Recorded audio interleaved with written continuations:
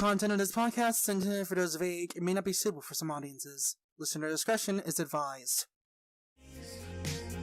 How we dreamed about a better life, holding you so close to me, in the backseat of your ride. We fell apart, thought we lost everything, just lost in a memory. And I sure hope you do remember me like I remember you.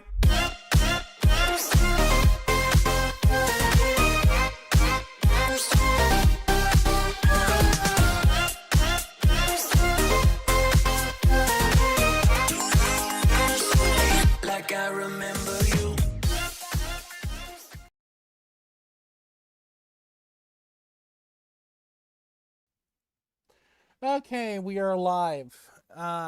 Again. We had some technical difficulties there for a moment as we went to the wrong stream. How I did not notice that up until now is anyone's guess. I am Nodoka Hanamura, Queen of Balance, Bust, and Banter, joined by my host, Kirisame. Erik is currently having technical difficulties at the moment. We will hopefully have him on as soon as possible. Welcome one and all to Good Morning Agni. Today we'll be discussing 2021, a year in review, as well as free topics of choice for this episode. This is probably going to be about 2 hours, so hopefully everyone's brought popcorn and or is prepared to listen to us for 2 hours straight. Today we'll be discussing recent events regarding East River here in Sansara's heartland in Second Life. We will also be discussing the news a couple months back about how the Second Life mobile app has been postponed indefinitely. Philip Rosedale and the Metaverse is another thing we're discussing about because general interest. And then finally we'll be talking about the year in review for about an hour. With that out of the way, let us begin. Recently, it was brought to my attention that East River, the largest community-run population center on Second Life's mainland, has been facing closure. I posted about this on my personal Twitter back in November, with a screenshot of a note card I received by way of Linali, also known as Ricky Lacombe, the mayor of Hiraya Village in Hadarasura. The note card reads as follows. As it has become apparent by now, one of our major landowners, Kia, seems to have left Second Life without warning. This is already causing some land and parcel issues as her tier is withdrawn. The airport in Blackslow was temporarily abandoned until it was recently picked up by a very short-term basis by a contributor, but this has led to another parcel in the center of town being abandoned. I predict this will grow worse over time, as we may have one other landowner also departing the community soon as well. Combined loss of both of these parcels constitutes a loss of 75% of the East River community land. And there's Erik. I wasn't expecting. Hopefully he can join the call. There he is. No, he is there. Yep. I don't know why I'm not receiving I didn't receive the voice. I am here. Okay. We were just starting. We literally just got started discussing the East River situation. Yeah. I was reading off the note card. To continue. While I do not blame either of them, as the ERC has been rather unsustainable in its current size and model for many years now, we are rapidly approaching a point where some hard decisions are going to be made. Specifically, either we find substantial new investors or landowners willing to take on the tier and take over operation of the community as a whole and implement a way to bring traffic and revenue to the place, or we make plans to permit the ERC to finally fold and dissolve. Like that's... I'm hereby putting any expansion or renovation projects I had in mind on hold or canceling outright.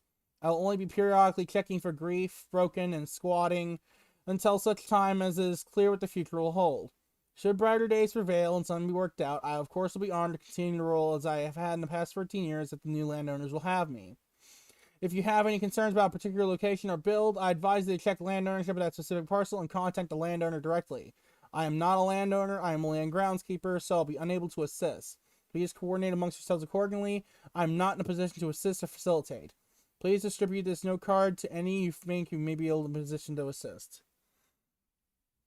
Yeah. This is genuinely heartbreaking. It is. I mean, it's just like, Wait, are we not receiving? Hold on one second. I want to make sure that we are. I'm pretty sure we can still hear Erik. Hang on. Can you still hear me? Yes, we can hear you. I'm just wanting to make sure that we're receiving. You know, your on mic. our end. Yeah. Oh Lord, don't tell me. Oh, here Oh, we boy, go. do Here we we go. need to Here we restart go. again? Here we go. Okay. Yay! Yeah, we're having everything's working just fine now. Give me one You second almost to post got something real everyone. quick. Give it a round of applause. Yay! But yeah, Yes. as I was saying multiple times before, I realized that you were still reading the letter. That it like as the newbie of the group, I have to say that's very worrisome. How like one or two community heads can just topple an entire region. Well, that's mainly because with Second Life and how things are managed here is to own land on mainland. You have to put money in every month with the with tier. If you default on your payments, or if a resident gets banned, as was the case with the whole Onatop shit show a while back, what can happen is that Linden Lab will seize the land and make it available to everyone to buy for the abandoned land program, or if no one buys it for that program, they'll eventually just put it up for auction. This is, as I was saying before, genuinely heartbreaking to me. I remember when I started out in Second Life, having lived in a similar city, quite smaller,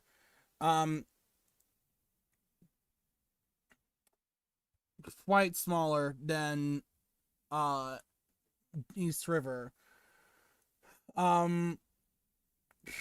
Yeah, it was the city of Gulfport over in in Hote and the sort, around that general area in Sansara, near NCI Kula, which is my res place, fun fact. The situation right now, I do not know as what's going on just yet. Because this is all that I've heard so far. I am in the groups for East River community, and I have yet to receive any other note cards or notices about what in the world's going on. And it doesn't help matters that East River's official blog, has been inactive for years now, and it kind of shows the decay of the community there. Yeah, and I assume that Second Life and property management, that involves a lot of bureaucracy. I think that's the right word. I'm not sure. It's like a lot of management. Talking to someone, then talking to another person, have everything approved. Yeah, you can't just do things willy-nilly. You need to go through actual strict regulations. Yeah. Am I right? Yeah. Okay. Erik, what's your thoughts on this? I mean, I think it is tragic. Like, I had seen the same message from Alicia, I think, Alicia Cassini, that you read. Sorry for my late arrival, by the way. But yeah, I think, I went over there. I went to ERIA not too long ago. I see on the map now, you may have mentioned this before I got here, but I see on the world map now that all of East River Intercontinental that was in Blackslow, at least in the Blackslow region, is gone. I think it's one of those things where I love what people build in a cell, but I will have to say this, that I do hate that I understand why the lab have done this, and I understand why it's something that is hard for them to get away from, but I still think that the current land real estate model that we have, the pricing, I know they had said that AWS, the uplift to the cloud, wouldn't necessarily lower prices for anyone, at least not in the short term. Um, yeah, I think it's tragic because East River had been there. I mean, I know parts of it are still there. The East River Municipal is still there. I hope Helvellyn, the free town of Helvellyn, is still there. I know that Chiana, or Alicia rather, in the note card says some more places might be disappearing because another landowner was leaving, as you said. I think that it's a community that's been around since 2008, I think officially, 2006 The possibly OGs. unofficially. Yeah. It is one of the OG Also, when you communities say in SL. gone, sorry to interrupt, but when you say gone, like the land, the buildings are just not there anymore. They just got deleted, or are they just Yeah, vacant? so for when I look at the world map now, like the bulk of East River Intercontinental Airport was in the Blackslow region, Yeah. and now when you look at it, I was there like maybe a week ago, before my trip here, but and it was still there, but the region was banned, inaccessible. Like you could see it, but you Ah, could not okay. actually get into it. Now, at least looking at the world map, um, it's gone. All like So the the map. devs literally were like, "Yo, this is in for demolition. Do not Well, come yeah, I here." mean, because the lab, if no one pays the land fees, then Yeah, yeah, yeah. the parcel will like. I mean, that is the thing with mainland, of course, is that you know, it's the land itself is still there. I mean, it's Mm, still where it was. It's not like it's disappeared. So in that sense, it's a little different than, let's say a web page going 404 where you try to find something and yeah, nothing's there anymore. With SL Mainland, of course, you can still drive past it. You can still fly over it. You can still see what, the place where something was before. So yeah, I don't know. That's both a good thing and a bad thing, I guess, because now like, and you even were saying with Onatop, I mean, like you can see places in mainland where things used to be, um, and they just gone. So and it's just an just gone. empty lot. Yeah, It's just, yeah. Now it's another large piece of mainland on that particular region that someone else could potentially come in and buy. yeah, Actually, it doesn't look as if it's. Usually, you can tell from the parcel description or the name rather. It doesn't look as if it's set as abandoned land, which is interesting. But I guess that to abandon land, someone actually has to yeah. abandon land intentionally. Whereas I think in this case, I don't know It's if you still up mentioned for this. debate. Well, I don't know if you mentioned this, Nodoka, or when it before I came, but Whitney Linden had been No, listed I as the hadn't owner. actually mentioned that. Okay, yeah, so I think in this case, like, it's not that, obviously the landowner, like Shiana, abandoned it intentionally, which would then mark the entire parcel as abandoned, and now I think it's, yeah, I think it's just because they didn't Yeah. pay the land use fees, and then Whitney came in probably as one of the Linden team and basically held the land in escrow, shall we say, or Mm. temporarily until just to see, I guess, to give them a chance to actually Do you come in and guys get have? someone else to pay. Oh, sorry. Yeah. Sorry to interrupt you. I do this a lot. Uh, do you guys have any idea who's like eligible, or who do you want to see take over East River as the Um, community head? that would be a brilliant question. That's Were that another we good knew question. because I don't really know anyone who could take over. I mean, Mm, if it were in their ability to, I personally would prefer that Luxury Estates, who took over when AREN started to take a step back from financially maintaining Second Norway. I would love it if they would step in because I've heard nothing but good things about them and what they've done with Second Norway ever since the handover. And seeing them help maintain Second Life's legacy platform or legacy community areas. Oh my.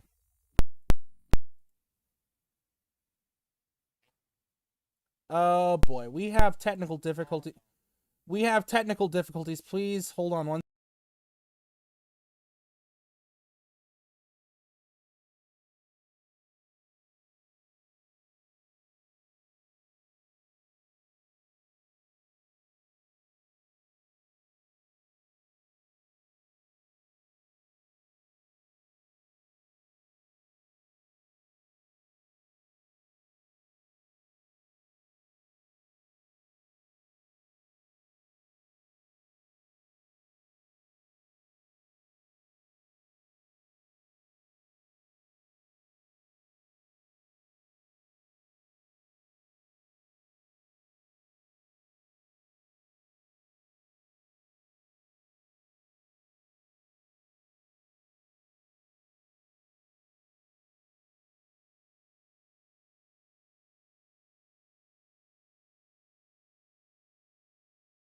Boy.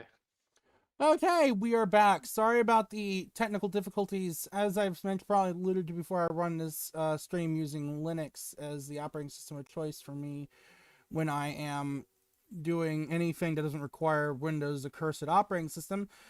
So one of the issues I have occasionally is that audio can start to get garbled after a while. I think it has something to do with Pulse Audio and SL not playing nice, which is funny because this has not happened before, and it just switched black, and it just fucked up again. That's real nice. Oh boy. Hopefully now things should be squared away. I'm gonna check our feed, see if we're still getting anything. Okay, we are back on air. Okay, good. Let's continue from where we left off, shall we? Hopefully, no more technical difficulties getting the fucking. We still the chroma is fucking up again.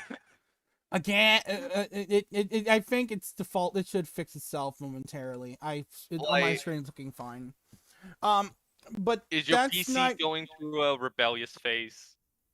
Oh, Are we fuck gonna you. Are we gonna get comments from people saying her who use my version of Linux? It's much better. Use Windows to do... Oh, fuck off. Also, But this is not a fucking Linux podcast. This is a Second Life podcast. Let's get back onto the topic at hand. Regarding East River and who I would like to take over, as I mentioned before, the audio cut out. Or audio started glitching out. I was hoping that Luxury Estates could take over, but I know that they've probably got their hands full of Second Norway, and they probably are not interested in pursuing that, since they've already got one. I mean, they could probably spare some manpower. It's less about manpower and more about financial resources, which I don't think that Luxury has, which is the biggest issue. And I think that if Second Life, in terms of its continued survival, on top of not just doing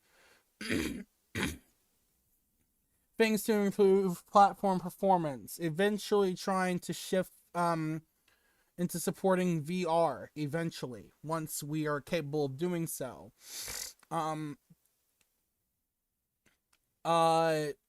I feel that there needs to be some support given by Linden Lab to communities in SL in terms of public works and builds and sort, because it almost always has been the case with Linden Lab is that you're on your own financially. If you're doing something that promotes the greater good of the platform and builds like a community hub, then you're up shit creek financially if you cannot foot the bill. Yeah. There's no safety. I've always considered, I think I've mentioned this once somewhere, I can't remember where, but I thought that possibly if Linden Lab could pursue offering a program for community builds like East River, like Hiraya Village, like then long defunct Gulfport, that they could probably offer a discount on tier regarding those lands, if at all possible, so that communities like that can flourish and not have to worry about, the old issue of Linden Lab charging them an exorbitant amount when they're doing something that, like, for example, my house, I understand I'm paying one amount to server rental fees, but the thing is that these builds host shops, host homes, host all sorts of things. You essentially deleting a small city. Yes, you're uprooting people's businesses. You're uprooting people's virtual homes. And some may say, why is it Linden Lab's responsibility to make sure that these platforms stay afloat, or these places stay afloat, when they can't maintain themselves? Here's the problem. If it's not a case of Linden Lab, let me rephrase that. the fact of the matter is that Linden Lab, when they started Second Life, inadvertently had to accept the fact that they would be seen as a governmental entity for Second Life. Not as like they're an arm of the US government, no, as in they are the government of Second Life. And a government is expected to not just enforce the law, but to help protect and ensure the well-being of its residents, of its citizens. Yeah. So when we, because this is something I would expect of any virtual world platform, VR chat, there, IMVU, Active Worlds, any company that enters a virtual world space, I expect them to at least provide some sort of support. And Linden Lab has done that through the LEA, there's a heritage heritage foundation or something that Linden Lab has set up as well that preserves historically important builds in Second Life. I don't know the proper name for it. The But Second Life Region Preservation Society, or SLURPs. yeah, I Slurps. think that's what maintains Svarga and Shushu. Some regions like that. Yeah. Slurps, for Funny example. name. But the thing is that these have their limitations that make it so that, for instance, with Slurps, as far as I'm aware, the policy is that the buildings can't be used for commercial purposes anymore, which is understandable. You can't rent out property. I think it can't be modified unless given permission by Slurps once they take over. And honestly, that isn't enough. I think that having Slurps take control of a build or area of SL, be it on a region or on a standalone region or on mainland, should be the last resort, and that Linden Lab should offer more to communities to ensure that if in times like, especially right now with COVID-19 and before in the pandemic, we have seen communities come and go. People leave Second Life, people come back to Second Life, or upscale and downscale their presence in SL due to financial reasons. And with the current labor crisis in America right now and across the world, where people are refusing to be essentially wage slaves and treated like garbage and are trying to find work elsewhere or just refusing to work outright, people don't have the money to support these, and SL is seen as an outlet from these problems. Now, I'm not saying that that Linden Lab should foot every bill, that they should be paying for everything themselves. The residents, obviously, me included, and everyone else should be held liable to pay our part of maintaining Second Life financially. But the thing is that Linden Lab, in the case of communities, should be expected to help pitch in more. Would I be wrong in that kind of mentality, Eric? No, it is like the preferable option. But the problem is that, like, again, when the lab could be like, yeah, we want to do that, but we don't know how, type thing. That's the problem. They don't know how, and yet they have all these resources at their disposal to make it so they could. Yeah, I Yeah. mean, what you said, like, I think the lab has done more to kind of support Second Life as a world than some other, platforms or companies that you mentioned. Of course, as you said, the Linden Lab has done some things. The trouble is it's not enough, and as you also said, I think that they don't often know how, or maybe don't even have the resources to do so, in terms of, like, the lab's employees are amazing, I think, but I don't think they have enough people to do what we would actually like them to do, which is understandable. It's still a fairly small, fairly independent company by Silicon Valley standards. The fact that they've managed to keep Second Life going with, People are there. some bumps on the road here and there, but still that it is what it is still 18 years later. But I think the issue too, like with the whole East River thing, is the fact that, if this had been, I don't know, if this had been a website, some web community, okay, there could have been similar issues, but the the East River community or whoever was kind of maintaining the airport, let's say, could have tried to find another web host or tried to downsize in some way or move to another host and still been part of the web. With Second Life, of course, you don't have that option because Linden Lab is the only game in town, understandably given the infrastructure. I mean, SL Mainland and all the private estates in SL are still, you pay through Linden Lab. It's like, yes, people, land barons can try to buy up land and rent at different prices. And, maybe, that would have been the case with Luxury. If Luxury could have come in and, like they did with Second Norway, tried to find a way to preserve the best parts of the community while also making it more financially sustainable in some way. But, in this case, someone didn't. And I think the issue is that, East River, they don't have another option because at the end of the day, it's still the lab that you're renting this land from, and you can't. There's no competition in that sense. At the end of the day. Yeah, I understand. It really is. I just can't help but get this out of my mind, but it's just really awful that this is happening. It is a pressing because issue. because many will say yes, it's because East River has been kind of in a state of disrepair for a while in terms of activity, and things have been broken constantly. Hell, it's been a running gag with me and dozens of other residents to leave our cars parked at the airport, the now defunct East River Intercontinental Airport, at the parking lot. I remember Erik had his car there for quite some time, and I did.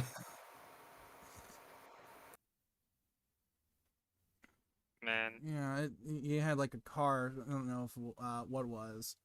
I think it was a van. You said? No, that was Sherry. Actually, Sherry Honeyflower had her Yeah. cafe on the river van for the longest time. I had my little Miata Hey, there in the Miata. parking lot. Yeah, but see, that's the thing. Like, it still is amazing to have that kind of persistence and know that, okay, there's this parking lot by this massive airport in Second Life and one of the mainland continents that go back there years later and you're like, oh right, I forgot I Yeah, had it's my kind car of like parked You here. know, right? Like it's kind of like I the remember driving out there with some friends and just finding out, oh shit, that's my car. Look, our car looks familiar. Oh fuck, it's mine. Yeah. Oh god. like, oh no, I Yeah. might get if and thank God this is Second Life because in any other place that car would have been ticketed to hell. Oh, it would have been. It wouldn't have been a ticket. They just would have Yeah, impounded the damn Oh thing. yeah, they would tow it. tow it away. Yep. Well, I mean, technically, I remember getting a message about them returning my car a while, like several months ago, like 5 or 6 months ago, and then I Like just parked fucking another one. Then when I came up there, I was like, a lot of the people, same people did the same exact thing, just parked new cars there. literally, I can just And the picture thing, like some message going to Miss Hanamura, could you please remove the car from the airport? oh god. But yeah, Anyway. off the topic of the airport, just the build in general of East River is absolutely gorgeous. It's iconic. Yes, it is. It's right up there with Bay City, NCI Kula. It literally is one of the defining builds here on Sansara, the first continent that was ever made in Second Life. Yeah. I have spent time. There have been numerous times I have looked at historical maps of Second Life's mainland and have just noticed how big it's gotten in the span of almost 20 years. I Wait, mean, we Second used Life to, is 20 years old? almost Shit. 20 years. We'll be having the 19th birthday next year in 2023 or Damn. 2022. Yeah, we That- Wait, celebrated. is it 18 or 9? Oh, it's 19. Yeah, Oh, SL18B was wow. this year. That's right. That's right. Fucking hell, mate. Because And that's just when it was you officially released. can Yeah. yeah it was like I wish I could make it so I could pull up stuff on the podcast video to show for people who are interested. But if you look it up, like the first maps of Second Life had only a small amount of the mainland present. There was Ahan, like I think Ahan up in the northwest was one of the regions listed. Like like I think wasn't Ahan an info hub? It is, yeah. I think actually, if you go, I might have mentioned this in the last episode. If you go to the New Kadath Lighthouse Art Gallery, which has like a ton of maps of SL, different places, there's a whole section, like a whole wall devoted to Sansara's evolution, kind of, and it shows like I think it was like originally like 10 or 12 or 14 regions, something like that, and almost like in the shape of a key. And one of those I believe was Ahern, and of course the very first region was Daboom. Yeah, the boom. And then the regions around there like Natoma, I believe, and some others. So, but it's interesting because it had that New Kadath has, the first a map of the first regions, and then it goes by like month in the early days and years, and shows kind of how it evolved and how it grew from those initial regions. But yeah, I think Ahern and Daboom and in the northwest area of Sansara, kind of around Daboom, about 10 or 12 or 14 regions, I think was all that was there in the beginning during beta. Yeah. Also, If I may interject for a moment. yeah, sure. Joe podcast. To see East River go like this, as I've said, it's a beautiful place. It is heartbreaking. I remember when I posted about it on Twitter, I remember saying, this is like losing Gulfport all over again. It's genuinely heartbreaking. And some outsiders may be wondering, well, what's so special about East River? Why are you so upset over a virtual place places that come and go so much? Because these places hold memories. They are where friendships were formed, where people have spent their time exploring, creating, and spending time together.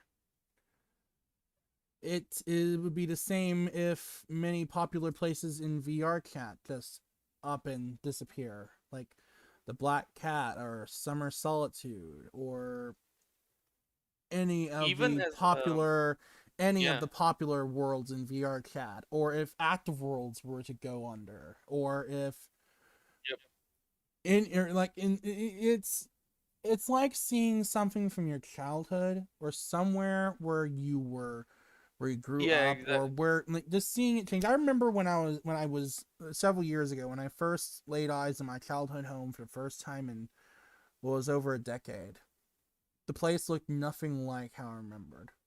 When I got out of the psych ward back in September, I believe, September or October.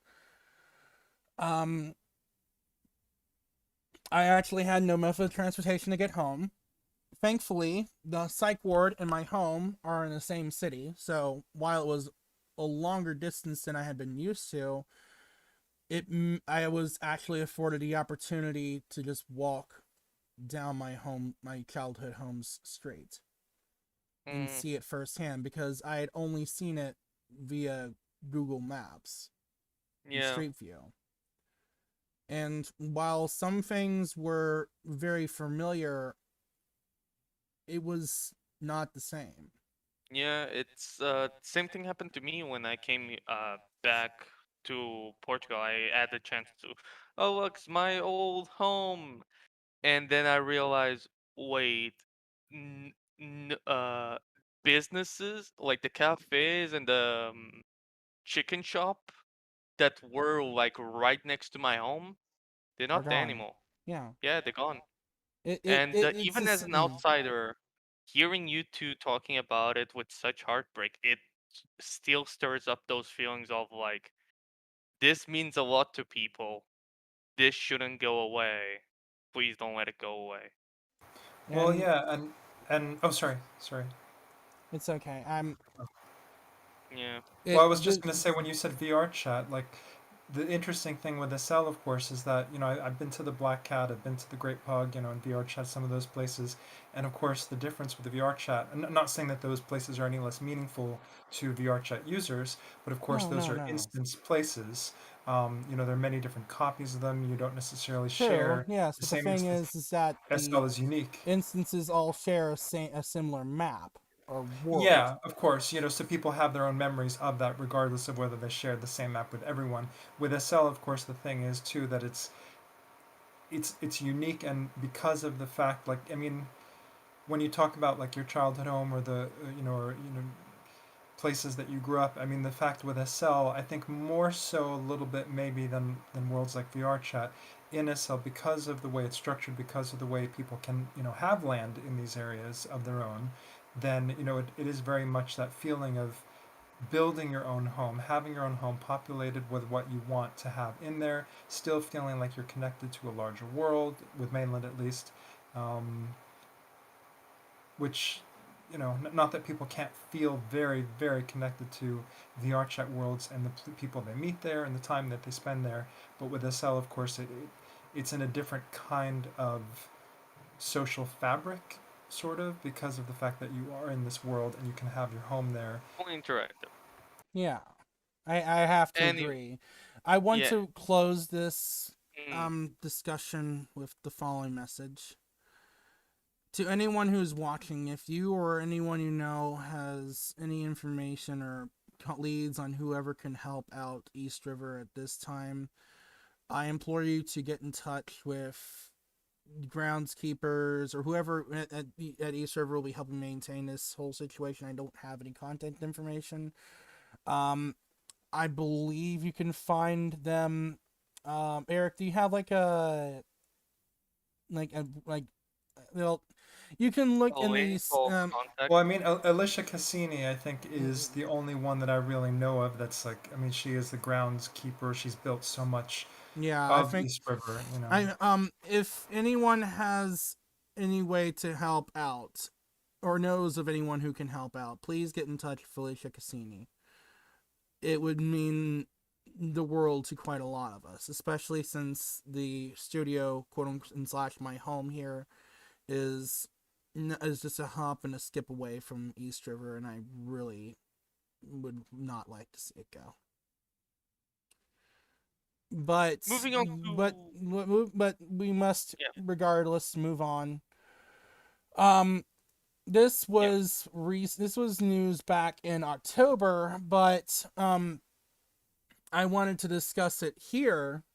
Um, according to Wagner James Au on New World Notes, Second Life's official mobile viewer has paused development, according to a Second Life insider. According to his post, a veteran Second Life insider just sent me this message they received as a member of the test group for Second Life's long-awaited official mobile app. After reviewing the current state of the SL mobile viewer and the helpful feedback from residents, we have decided to pause development on this branch. The team is actively working on a new direction to take from here. We should have some news on that soon. We'd like to thank you all for your time and feedback. It was very valuable to us. We'll be closing test flight in the mobile regions on October 29th, 2021. Thank you for your participation. Sincerely, Linden Lab. So, Nodoka, for the people at home that have no experience with the mobile app, I didn't even know it existed until you brought it up. It's actually been in closed beta for quite some time now. Ooh. Yes, it's been a feature that everyone and their mother, regardless of the technological implications, has been kicking and screaming about. But yeah, what was supposed to happen with the mobile app? Like, what does it do? Okay, so essentially how it worked was it's supposed to be a very simple, basic chat application to let you communicate with SL users on your phone. You'd be logged into a special mobile region that is for mobile users only, and you couldn't be teleported, you couldn't be seen on the map, all your attachments were removed, and IM messages was all that you really got, according to the post. There But is no free graphics display, and the thing is, this isn't the first on a first Second Life app for mobile. Back in the day, I know there was another one, but I don't remember what it was. There was a app called Lumia that allowed for Second Life users to connect to the grid using a virtual using a very lightweight mobile oriented viewer that was technically part of the third party viewer program, the TPV program. I actually used it years ago before how I was it? believe Lumia kind of died out, and as a basic chat app, it was serviceable. It Oh, did the job well, but the one thing that I see people clamoring about is being able to explore and do things in SL on their phone. And as someone who is versed in both how Second Life works and the performance demand that Second Life has, I think Linden Lab was understandably way over their head, both in developing this mobile client with the demands that people wanted, and that Lumia, while it was most certainly impressive for what it could pull off, it was extremely limited and was not to the fidelity that people would have liked. You couldn't build things in world, as far as I'm aware. The 3D view was not only very slow, it had a very basic display. Draw distance was very minimal. abysmal. Yeah. And on top of that, it turned any phone that it ran on into a silicon hot pocket. Oh, so nah, I shouldn't bring that app in this prestigious podcast, mostly because we don't want to draw the attention of the Genshin kiddies out there. But that's so, huh? It would Yes. literally turn your phone into a mini nuclear device It because of was, how hot it was. yes, definitely. I remember running it on a old ZTE phone back in the day when I was too poor to afford anything but. And I remember it running really badly. Like it was What? like and people are still for some reason clamoring for a mobile app, which I mean I understand the demand for it. It's just that I don't understand why people don't get why it's so difficult to do. Because if you look at Second Life on a computer and how it runs, how do you think it's going to run on an ARM processor that, while comparable, doesn't have the same power capabilities as a PC? My PC is fairly decent, and sometimes I even struggle. But that's mostly because my Portuguese internet more than anything. But maybe the team will trace back their steps, see what works and what doesn't, and maybe get the product that people are hoping to have one day. But as an outsider, I would probably just say, yeah, just stick to VR. That's more sustainable, quote unquote. Mm-hmm. VR technology is there. Not everyone can afford a headset, true. But who else has a phone that could, function as an effective social life, Second Life mobile? I don't really see us getting very far in terms of Second Life mobile features outside of a basic cat app, because I don't really because if you need to run Second Life on the go, why don't you just buy a laptop and then use either a streaming service or, like, for example, what I do is I have a laptop, right? I have Parsec, which is a streaming program. It lets me connect to my computer remotely over the internet. I don't have to port forward anything. I don't have to use anything like VNC or RDP. It just uses its own dedicated high-speed protocols and does it in such a way that I don't need to do any proper setup other than just log in on the server, and then log in on the server that the Parsec computer will be acting as a server, and then log in on the client. And as long as both have an internet connection, I can connect to the other, as long as I'm, well, obviously logged in on the same account. From there, I can use Second Life, play Halo Infinite. I remember playing Halo Infinite at work on my company's Wi-Fi internet, Wi-Fi connection, and was able to play it just fine with minimal issue. Other than like small bit of latency, but other than that, because I was in the same town, and the routing wasn't that difficult. But when it comes down to it, if you're wanting a mobile experience in SL, that's probably your best bet, at least for now. I mean, if you're wanting something that can just service as an IM client, then I think Linden Lab is going in the right direction for that. They just need to try and get rid of the unnecessary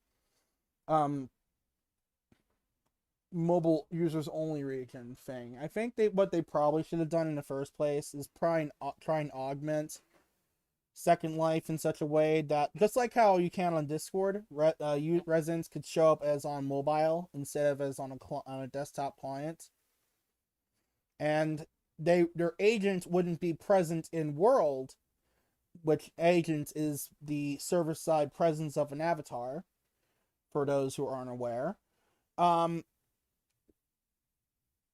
Their agent wouldn't be present on the grid proper, but they would be quote-unquote logged in. And from there, they could just do basic things like check IMs, manage their account, purchase items if they want to, probably check their inventory, but not really be able to do much with it, unfortunately. So, kind of like an assistant. Yes, Rather than so kind of like Little Lights or like the Destiny app that you get on a smartphone. Yes, You get pretty that much. for Second Life. Yes, Yeah. pretty much. And I know people are going to complain about that, but the thing is that people expect too much of what both Linden Lab and technology can afford them. They think that Linden Lab can just press a couple buttons and make things multi-threaded. That's not how that works. Especially since this is all the code is more or less their own. Especially more so when some of the code I've heard is undocumented. I've heard whispers from other friends that some code has been undocumented, that the only people who knew what did have either long since left Linden Lab or died years ago. Well, we got this secret code. What does it do? We don't know. It might launch the nukes to some third world country or some shit. Don't touch it. But yeah, But yeah, speaking of sorry, it's okay. Like I was going to segue into another thing that people think is like pushing buttons and doesn't really work that way, aka Zuckerberg's Metaverse. I know. But I know yeah, you want to talk you about probably that. I want to talk. I want to shit we'll, on the Metaverse. We will talk about that in the next section. I want to hear what Erik's Okay. thoughts are, because I don't think he has talked much about this. Yeah. Sorry. I mean, I was looking a little bit as we were talking. There have been, I don't know if you've tried something called Speedlight, which is a mobile and web-based viewer that someone's created, where it's browser-based or app-based, and it allows you to actually, go in, and I don't think it gives you a 3D view, but you can see who else is around you. I have actually not heard of that before. Me neither. I think I have, but I haven't tried it before. I should send you a link to Inar's blog post about it, and also the Speedlight website. But it's just interesting that, I mean, I know Lumia apparently stopped. Like, I tried that on a phone, I think a previous phone I had for a while, and it worked, relatively well. I mean, I did get a 3D view. This was quite a while ago, and obviously it doesn't compare to running Second Life on an actual computer as opposed Mm-hmm. to a phone. But I think the issue is that, like you said, the Linden Lab is not able to wave their hands and make something magically appear, whether it's multi-threaded, SL viewer or a mobile app that works for people. I think it's a shame because I was talking with another friend about this a while back. So much of the communication, or so many of the things that we rely on with SL in order to like stay connected and stay, informed about places and people and events and all these different things, are through outside communication. I mean, look at this. We're in world, but the actual voice conversation is going through Discord. Yeah. So many people, I mean, yes, there are in-world groups that people use for chat and for notices, but still, a lot of communities wind up, for various reasons, going toward, platforms like Discord.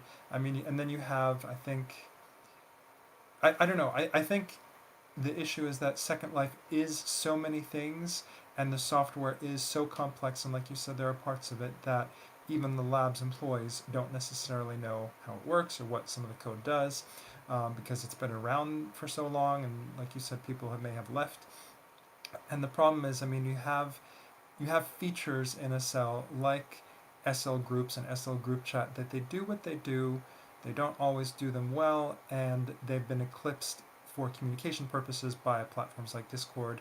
You have things like the Second Life place pages that a lot of people don't even know about, and I know the web team at the lab is apparently trying to kind of revitalize in some way, and R has written about that from like the web user group meetings.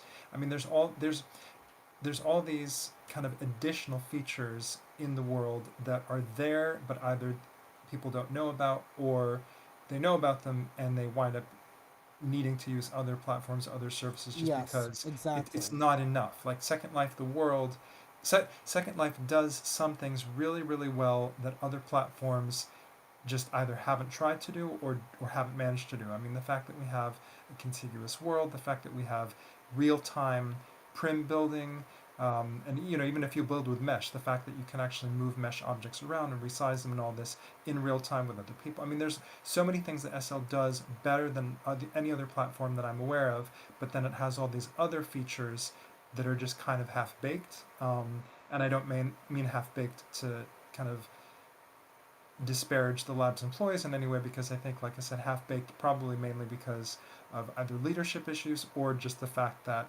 they only have so many coders and so many developers at a time, at hand, and it's hard for them to do everything that the residents would want, or even that the lab would want. So I don't know. My thoughts are that Yeah. the mobile viewers that like Lumia and now Speedlight are things that residents have built. The third party viewers, like you and I, and many use, like Firestorm and Alchemy and all these others, are ones that residents maintain. Um, and I think it would be amazing if the lab had, like I think you, Rui, were mentioning, I think for Destiny, or like it would be amazing if we had an official mobile app on both iPhone and Android, just to allow us to like keep in touch through IM or group chat or things like that. I don't I Yeah. don't actually care in one way. If I mean, it would be nice, but I know that there's big technical hurdles to actually being able to have a 3D view on a mobile app. So, okay, that's fine. I don't need that. Don't put me in like a mobile only region. Just figure out a way to let me access and send and receive IMs and group chat and things like that from a mobile device, which would be amazing, and it would help a lot of people. A marketplace feature on the map to let creators kind of do things like there's things they could do, but I know it's an issue of manpower and time and resources, um, Yeah. and yeah, hence the residents doing a lot of those things for them. Yeah, I have to agree wholeheartedly, and that kind of wants me to segue for a brief moment before we move on to the next topic. And to discussing how some features in SL have kind of fallen by the wayside or are quite lackluster. One of my biggest gripes with Second Life is its integrated social media platform, MySL, which, let's not beat around the bush here, it's a joke.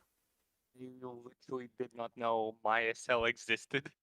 So Yes. Essentially, it's a very basic social media platform that Linden Lab has developed, and has been around for, I believe, God, how long has it been? Like 8 years. Eric, do you know? Oh God, I use it so seldom. Like I often forget it's there, and that's another thing. It's like for like very much tied to MySL, I think, is the whole idea of Second Life profiles and the fact that in the SL viewer you have the web-based profiles, and in Firestorm you have the old kind of legacy profiles, which often Yeah, work better.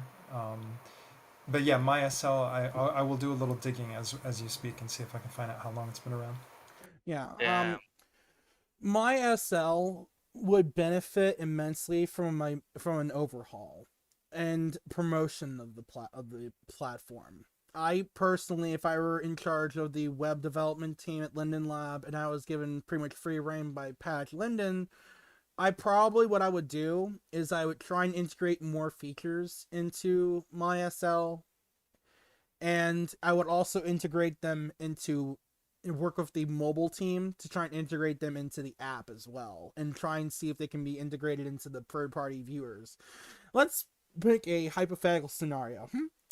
Let us say that we want to go to a party or to an event or something, and we could get reminders on our phone through MySL, like, hey, the party at Club Zero is happening in 12 hours.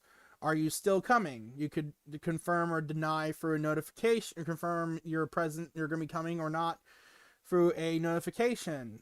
That'll be pushed to your phone, or from in the browser, or from the MySL website. You could have photo albums that you could upload. I mean, we have snapshots already that we can upload to MySL, but it's, again, very basic. With MySL, you could have more elaborate posts. You could have web pages for in-world groups, web pages for in-world locations, much like how Facebook does. As much as I hate Facebook, you have to admit that with those features that Facebook knows what they are doing. This is, while it may be a complementary function of Second Life, improving it would help out a lot.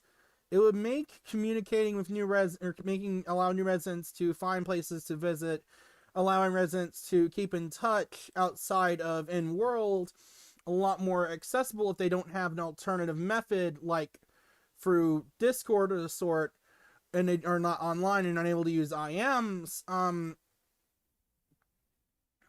They could just do it through through MySL. You could. There's so much that could be done with MySL, and it's just squandered on half-assed attempts to be a social media platform for SL that other ones like Avatar Book, which I don't even use because of the lack of integration with SL directly, that would do a whole lot better. I think what you just said actually is very spot on, and I just have to, like, one part that you mentioned specifically, like the wording was very spot on as well, because the idea of this being complementary features, as you said, and I think that really gets to the heart of this, is that yes, a lot of these things are kind of complementary features, could be seen by some people as like secondary to Second Life itself, but they're necessary. And I mean, it fragments the Second Life community in such a large way, because everyone who is in SL is in SL, but not every Second Life resident is on Discord or has Twitter or has Flickr or has any of these other exactly. like umpteen platforms, or Facebook, or so we're fragmented because of that. And it makes communicating with other residents more and more difficult. This is a problem for businesses trying to expand. This is a problem for individuals wanting to find like-minded people. This is it doesn't help things, and I would genuinely love to see MySL be improved in such a fashion. And I would like to see other improvements as well in SL, because my main concern as someone who says I fight for the residents and try and think about what the residents' best interests are when I try to raise these complaints, is that it's not just all performance and wanting us to move the VR. No, I want SL to be the best it can be in every aspect. I want it to be good. I want its performance to improve. I want it to be able to eventually adopt VR technology so it can compete with platforms like VR chat and the sort. And last well long into the future. I want it to be able to be self-sufficient. I want it to be improved, reiterated upon. And I think we all want that deep down. We all want SL to be the best it can be, so that not only does our home in the metaverse have as long a longevity, big longevity as it can have, but also so that it can stand out like the beacon on the hill that I have often touted it as. Because to wrap this up, I have always held the opinion that Second Life has been kind of the beacon on the hill. It has been the pinnacle of an example of what the metaverse should be in practice, or at least it could be debated in practice or on paper. Regardless, it comes pretty close either way. I mean, people have mentioned I think it was, god damn, I talked about him the whole half the fucking last episode. Fuck me, can't remember his name. Who? Guy worked on the Metaverse working group. Oh, Will Burns. Will Burns, thank you, Eric. My memory is atrocious, and I should really take my medicine. With that, with Will Burns, I remember discussing with him, about Second Life, and he mentioned that, Second Life is just based on what Active Worlds did years ago. I'm like, yeah, I know that. I was in Active Worlds for years. And even back then, I thought Active Worlds was fucking amazing. I still think Active Worlds is amazing. It's just that Second Life is a spiritual reiteration on what Rick Knoll and AWI had perfected, or tried to perfect back in the 1990s. When the metaverse was in its very infant years.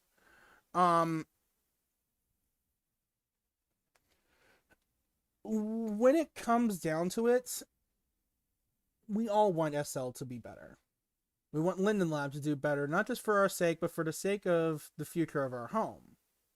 And be it the mobile app, be it MySL, be it performance improvements, be it trying to implement VR in whatever fashion they could in the near or distant future, we all just want the best from SL.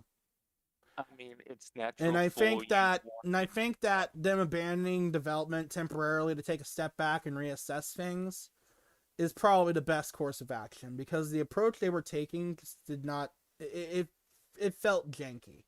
Am I off? No, I'd say you're right. Again, everyone wants to see the thing that they invest time and money, especially time and money on, to do well, and not to have any major flaws whatsoever. Hell, that's why I go and always gush about fighting games, because I want people to appreciate how good fighting games are, but yeah, one step at a time. Yeah. But now for the next topic before we start our year in review. Philip Rosedale. The Philip Rosedale interview with Axios. From Axios, a virtual world pioneer has doubts about the metaverse, by Stephen Totilo. Early metaverse architect Philip Rosedale is no longer confident the metaverse will be a huge hit, despite the surging interest from Meta, formerly known as Facebook, and many other companies. Rosedale, who evangelized the concept of immersive virtual world while overseeing the story platform Second Life a decade ago, shared more tempered thoughts in an interview with Axios. Of the metaverse, he says, quote, "I think what we've learned, and with some sadness given the work that I've done, I would have to agree, is that it's not for everybody, and maybe it's never for everybody." We're going to take this bullet point by bullet point, but I wanted to briefly discuss this bit. I genuinely, as sad as it is, I do have to agree that some people are just going to value the real world more than being what they want to be in a virtual one, either with the technology we have now or in the future. And while I may disagree with that mindset and find the idea of being in a virtual world liberating, I do understand and respect that some people that virtual worlds in the metaverse is not for everyone.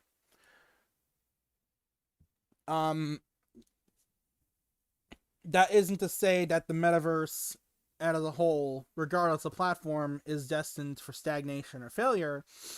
It's just that, just like all products or all fields of interest, there are groups of people who are just not going to be interested at all.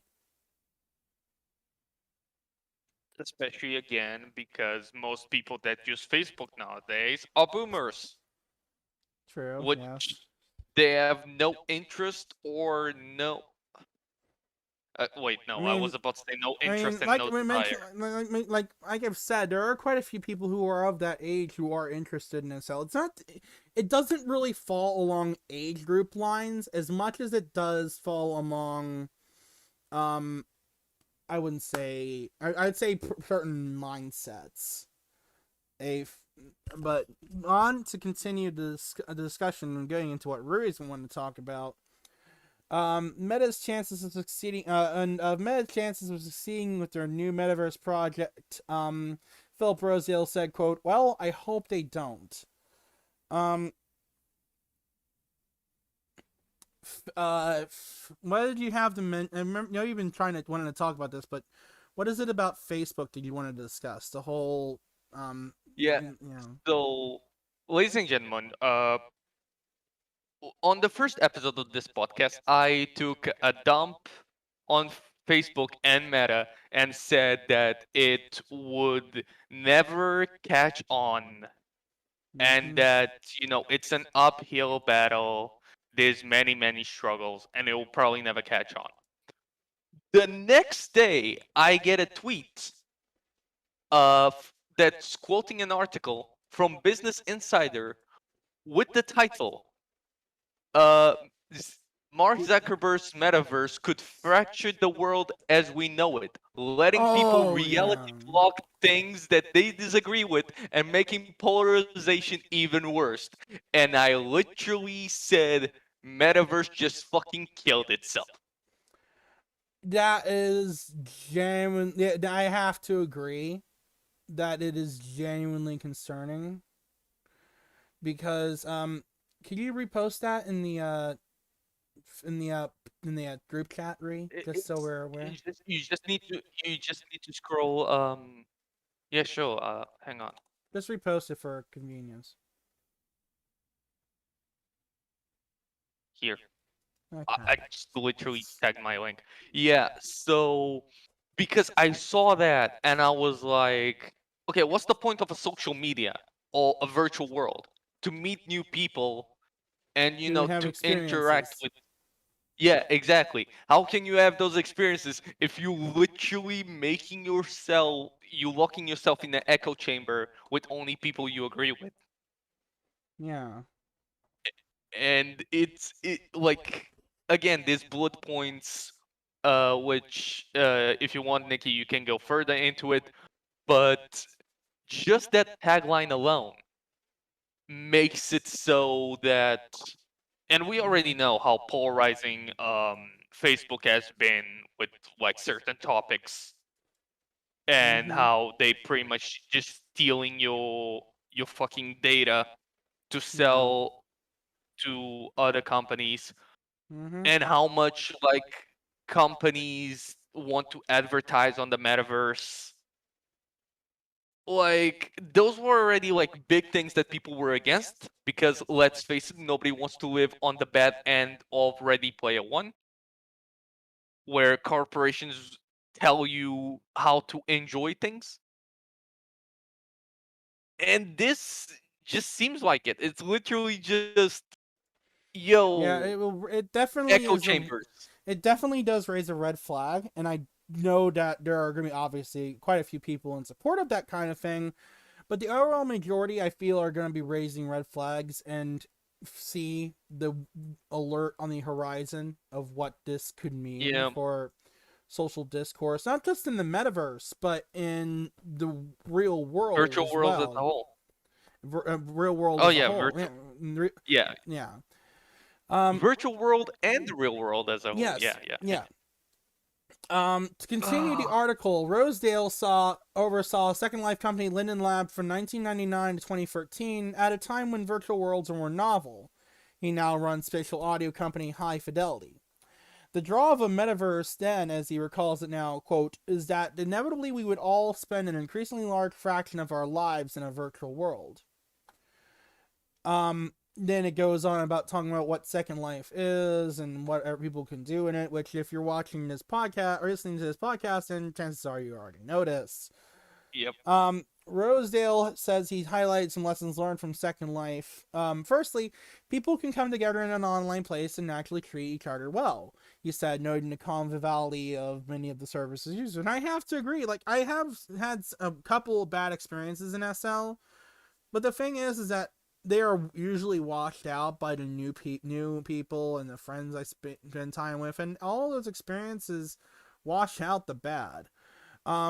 But to continue, people in general didn't want to spend long periods of time in SL. Quote, to quote Philip Rosedale again, I was saying that almost immediately we were all going to be spending television length durations of time or something like that in a virtual world doing things with people. And that part was definitely not true. Rosedale cites many people's discomfort with controlling avatar versions of themselves and communicating that way with others. I've never really had that issue. I don't think anyone I have met before has. I'm not saying that it is an issue. It's just that one I've never personally experienced. Erik, Ruri, have you ever like second or third hand experienced that? Because I know you guys, neither of you, don't really have that issue. What was the question? I kind of zoned out. Rosedale sorry. cites many people's discomfort with controlling avatar versions of themselves and communicating that way with others. Do you find that? Do you know anyone you know have that kind of issue? Have you has anyone ever brought that up? Because it always not from memory. Like no. I always been casual with avatars because like up until recently I've always had an avatar that's like of the same sex as me. Like Second Life being an oddity because I wanted, big boob bunny lady. But even like in MMOs, I always make a character that's like somewhat close to me in real life. And because then I know like, hey, look, it's me. Like there's no like secondhand thing where I'm like, this avatar is now my. It's weird to explain, but I think you know It's what your I'm ideal. getting at. Yeah, like this is my ideal version of myself. I can look at myself in the mirror. Yeah. You know, that kind of stuff. Yeah, Erik, what are your What about thoughts on you? that? What about you, Erik? On people like being uncomfortable with avatar embodiment. Yeah. Yeah. I mean, I've talked to a lot of people about SL over the years, or about virtual worlds in general. I have many physical world friends who know what I do, know that I spend a lot of time in virtual worlds and have been in SL for a long time, and they see my, some who follow me on Twitter see my post there, see my Fox avatar. Like it's, I think Rosedale is right in the sense. I mean, I hope he's right in the sense that Meta / Facebook doesn't become this all-powerful company and everyone's using their platform. I think he's probably right in the fact that there are a lot of people out there who may never be interested in avatar embodiment or virtual worlds or the quote-unquote metaverse. At the same time, I do think that there are probably a lot of people who would be more interested in it if not for some of the technical hurdles or even the social hurdles. Like I think there are so many benefits to it and things that you can do, and for some people, obviously, having that the space, the virtual home, the virtual world that SL represents, and avatar embodiment is a lifesaver. Mm-hmm. For a lot of people, obviously, and I know you know this, but it's like I think that there are people out there for whom virtual worlds could be an amazing addition to their lives, but they either don't know about it, or they think it's too hard, they don't know what to do, or the technical hurdles involved. So I think that, yeah, I don't know. I do personally know people who, like I said, friends of mine who I've shown Second Life to, who have tried it. They think it's amazing what people do here, what people can make, but for some reason or another, they just decide not to try it themselves, or maybe they do try it and they say, oh, well, it's not for me. Um, but yeah, at the same time, I think there's a lot of people out there for whom virtual worlds could be something they would really enjoy, but we're just not at the point where it's accessible enough for those people. Yeah. Um, Continuing on, we're gonna try and speed run this because we're a little bit behind schedule. History repeats itself. There is now a metaverse land rush as companies and brands try to reclaim territory in the virtual world. Philip Rosedale saw it all nearly 2 decades ago. Just as his experience with Second Life, Rosedale says, quote, there still arises this weighty question of what it is going to cause, normal people a lot of the time to be willing to go into these online spaces. And I think we still haven't answered that question. I genuinely believe that VR chat kind of has started to solve that issue, because you have a lot of people who at first didn't really care about virtual worlds or know nothing about them moving to VR chat, and it made the platform such a massive hit, to the point that its concurrent user count has gotten to Second Life's levels, around 40,000 concurrent users. And I think the whole pandemic thing helped in that as well. Yeah, it actually is something they mention immediately after this. It says, quote, Philip Rosedale sees new factors driving renewed interest in the metaverse concept. COVID and, quote, the fear that we might have to move more of our lives online. Companies circling, quote, like vultures about the possible spoils of more of your time having to go online. The transformation, for better or worse, of the internet to a space where people aren't alone, even when doing online shopping or watching a streaming movie. And Facebook's, quote, Hail Mary call to reinvent itself. Philip Rosedale hopes someday's metaverse energy can some at least result in virtual public spaces. You might be able to create a public space that could be a positive thing for people, where you could go to make new friends, where you could cry about injustice. I think that we're just we're just not there on some of the communication components that would be needed to make it comfortable. His modern metaverse vision necessitates public freedom, not one centralized in which any company controls identity and advertising. There is too much power to put in the hands of a big tech company, he says. We're all watching this movie with Facebook in 2D. And I genuinely have to agree with Philip on this, is that Linden Lab, VR Chat, not one company should rule the metaverse. And it ties back into how I said everyone and their mother trying to say, oh, we're making our own metaverse. No, you're contributing to it. And one company should not be the be-all, end-all of the metaverse.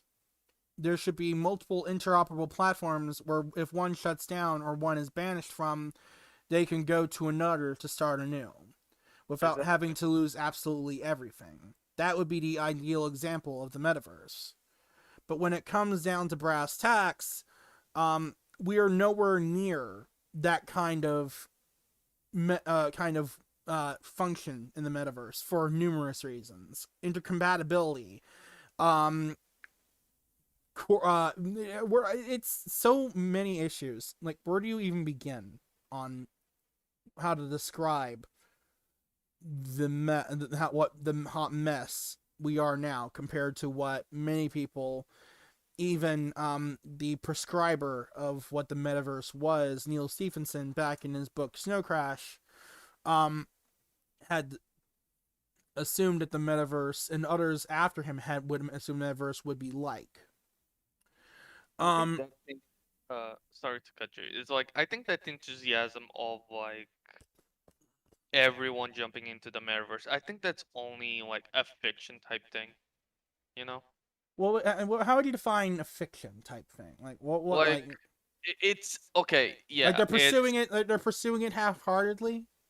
No, it's more like, for example, when it comes to a point where like the metaverse as a concept, where everyone is connected to like the metaverse, I think that's only gonna happen in things that are fictional in nature. Like it's unachievable because again, some people are just not like they just don't have any interest in it. And Yeah. even if there's the factor of peer pressure, it's like, hey, let's hang on at the mall in the metaverse. Someone would be like, no, we can just hang on in the mall in the real world. That kind of stuff. Yeah. That's what Well, I mean not by during a fictional. pandemic. Yeah, not during a Oh yeah, pandemic. yeah. When the pandemic is gone, if there was no pandemic, Yeah, or if your friends are miles away. Yeah, let's go to the mall. Would you like to go by plane or by train? what I'm saying is, like, come on, when like these types of night like these types of scenarios where like Like the metaverse, everyone in the metaverse has its applications. Just it like, does. and the thing is that it can eventually help supplant long-term relationships and friendships and help foster said friendships and relationships without having to step foot in a virtual or step foot outside of your door. Yeah. And being able to be who you want to be, and even in the future, possibly even forego the physical world for the virtual, which is something, again, I have said before, is quite liberating to me. But we do need to wrap this discussion up and move on to Yeah. 2021 in review. I just want to finish with like I get that, but it's also the thing where like again, even though that's liberating, there will be people that will just be like, yeah, that's not for me. Like the whole 99% of people are now in the metaverse scenario will always be like science fiction, Oh yeah, definitely. and And I mean, in that's a where way, it that's should be. okay because Yeah, it's Yeah. no, not no, like that's not how it all should seven be. something billion people on the planet need to be in virtual worlds. I think it's just a matter of getting to the point where virtual worlds are more accessible, And technically, self-sustaining. yeah, Yeah, and yeah, yeah. self-sustaining Okay, more I get so it now. now, Man, Yeah. could you and not imagine the controlled lag by of like Meta. 7 billion people trying to connect to the internet? We'll go back to the dial-up days. But try 7 billion people trying to connect to SL at once. Oh my god. Oh no! That would be I will. hell on earth. That would be I wouldn't be surprised if Amazon's servers were to catch fire after that one. Yo, people will be Like they like, did the other day. boomers will be like, yo, you think this is bad? You should have seen the end cues to Endwalker of Final Fantasy 14. I was waiting there for days. Yeah. Ugh, anyway, let's go on to our year in review. Um, Yeah. Let's start with the beginning of the year. Um Moving to the cloud. We started up this year in 2021 having gotten through most of 2020 dealing with the COVID-19 pandemic and an uptick in user presence in SL, which I believe has continued to go on in 2021. Back in, I think it was 2020, I don't know if it was early, I think it was late 2020, I had made a video on behalf of Mirai Group, the gaming organization that I run, went over, the Aditi AWS test video on July 30th, 2020, which went over the progress of the AWS Uplift project on Aditi. I still remember when we moved to the cloud proper and how things just felt so much smoother. there were some bumps in the road, as it were. But it just feels to me that the Cloud Uplift is the first big project that Linden Lab has completed in the past several years. Some people may look at, oh, what about Bento, or oh, what about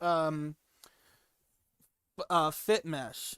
I mean, I think that the Cloud Uplift is the biggest project since we got Mesh at all, back in like the late 2000s, early 2010s. I think we got Mesh in 2010. It Yeah, might have rolled out 2011, but I think it was 2010. But yeah, yeah, Uplift is definitely like something that affected the grid at a very fundamental level. yeah. I still remember people complaining about how group chats were intermittent and not functioning properly, and how some people were complaining about other things. But after all the dust settled from the uplift, things have been actually very nice. Server uptime has been relatively high.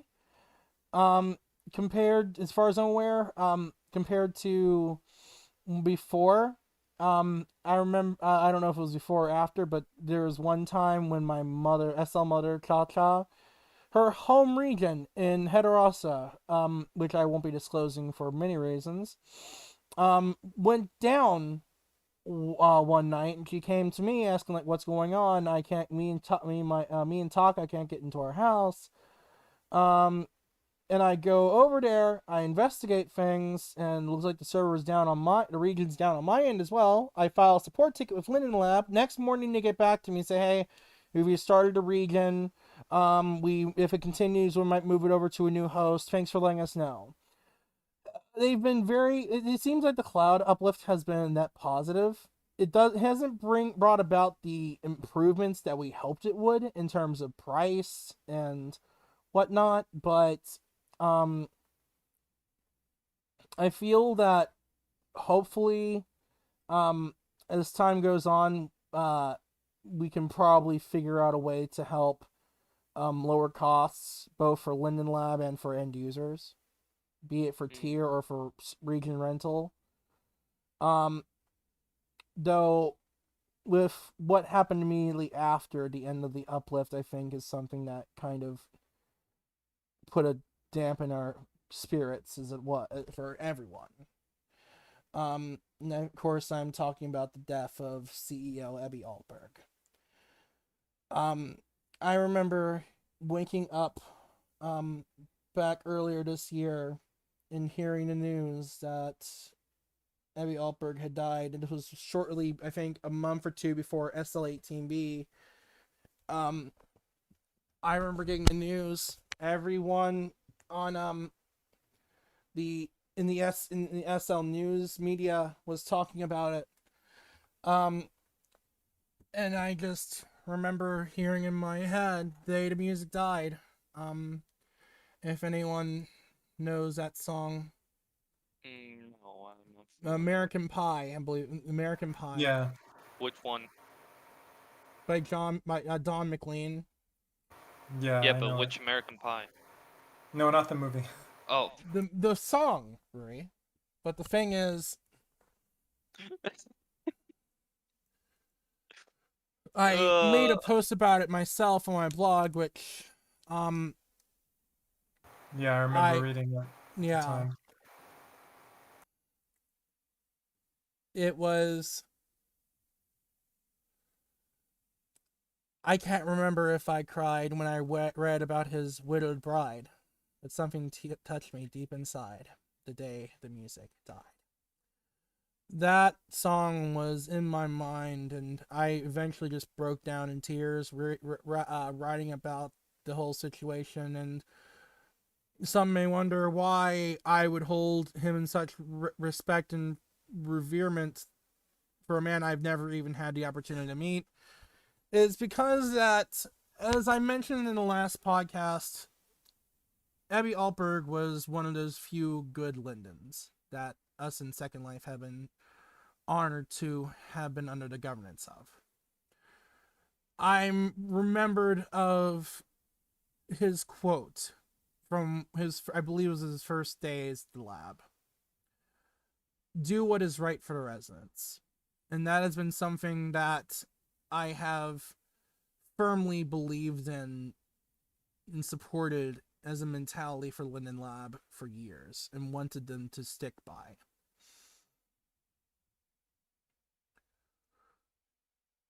The fact that he cared so much about SL and did so much for both for Second Life and for Linden Lab and staff is a testament to what running a company in Silicon Valley should be. The man clearly cared about his coworkers. He cared about the residents that he governed over as a CEO, and he wanted to make sure that Second Life would stand the test of time. I remember him talking about how he would rather not people get banned over the littlest things, how he would rather bans be just reserved for the more stricter, more harsh actions or violations. I remember, like I said in the last episode, how he was a very helpful and kind, compassionate man.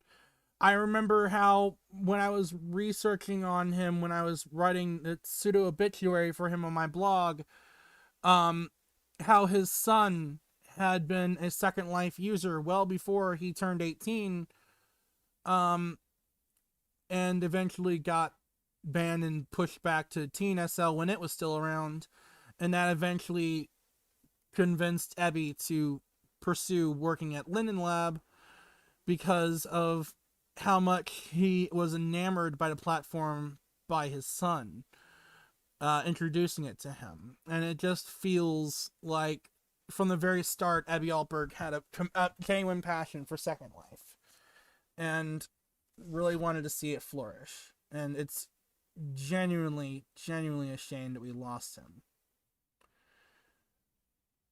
It is a darn shame. It is. It genuinely is. He was definitely one of the good ones. And I think that, like you said, and other people, there was such a huge outpouring of on Twitter, on the blogosphere, just all these people putting out statements. I know Patch was extremely choked up at SLB, talking about it.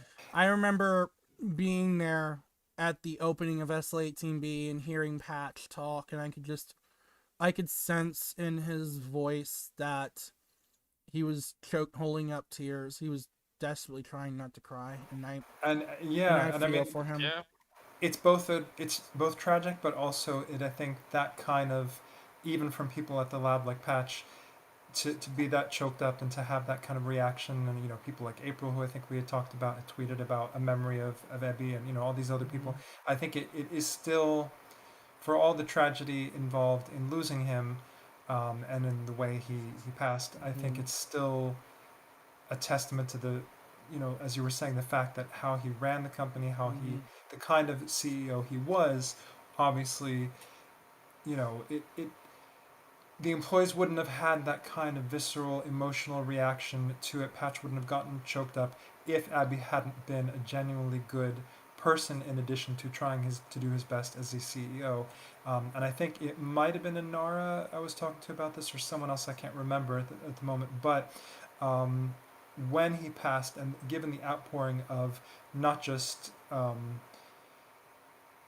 people at the lab, but also residents talking, like you and others, talking about Ebbe's loss, it's interesting because it's one of those things that probably wouldn't happen at a lot of other companies in Silicon Valley or elsewhere. Yes. I mean, how many customers or users of a platform, do you know of out there that would be really, have that kind of emotional reaction and sorrow and mourning for a CEO of a company? But again, I think it speaks not just to Ebbe, but also, like, it speaks very much to him, of course, but it also speaks to the fact that, SL is what it is, and, because of it being a world, and Ebbe being very much, part of that world, not just running it, but also using it, like you said, with his son having used it. It's an interesting it just proves it goes beyond a company and its platform and its customers. It's not quite that black and white. Like it is a virtual world. There are communities. There's that feeling of connection.